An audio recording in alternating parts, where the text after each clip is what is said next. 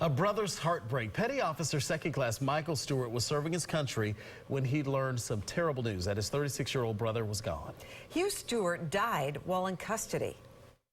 Imagine that being your son, your daughter. Imagine them being on their last leg and begging to have some kind of medical attention and not being able to get that. Family members say Hugh, who had some serious health issues, begged to be transferred to a hospital, but for weeks he was kept and treated at the Polk County Jail's medical facility. On July 8th, Hugh was unresponsive and rushed to the hospital, where he was pronounced dead. Tonight, the sheriff's office says there are multiple investigations into this case per procedure. The family is turning to 8 on Your Side investigative reporter Mahsa Saeidi because they think there was a deadly delay. Rod and Stacy, they say that if he had been at the hospital, he would possibly still be alive right now. Tonight, the question is whether Hugh and others are getting that next level of care and time. Father God, we come on behalf of my son and the other prisoners, Lord God. The Stewart family is incredibly close, committed to God and each other. Oh God, we thank you that you're so real. It's the kind of faith that gives you grace during crisis. Every time I think about my brother, I just keep shaking my head. It was heartbreaking. It was very heartbreaking for me. Petty Officer Second Class Michael Stewart is the first to admit his older brother was no saint. In August, Hugh was arrested for stealing a car and leading deputies on a chase. He committed his crime, and he was doing his time for that. But Hugh's family says his crime would indirectly end up costing him his life. You can say it was natural causes, but be clear on how that transpired. According to the Polk County Sheriff's Office, Hugh had cancer and significant heart problems.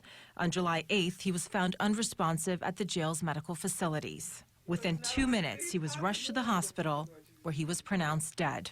Tonight, Hugh's family says for weeks before that, he had been begging to be transferred to the hospital for better medical care. He called and said, "Mom, you know, I'm bleeding from the nose, I'm coughing up blood, I'm having trouble breathing, and they're not helping me." They didn't believe that he was as sick as he was saying. No, they thought that he was faking. Hugh's mom, Cheryl, says at the end of April, he had been briefly hospitalized.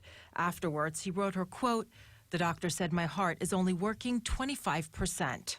You knew he was sick. You can see that he's sick. Anybody could see. Despite that, Cheryl says Hugh was not being transferred back to the hospital. She spoke with nurses who told her they didn't think a transfer was necessary. Conversations that now haunt her as she tries to remember her son.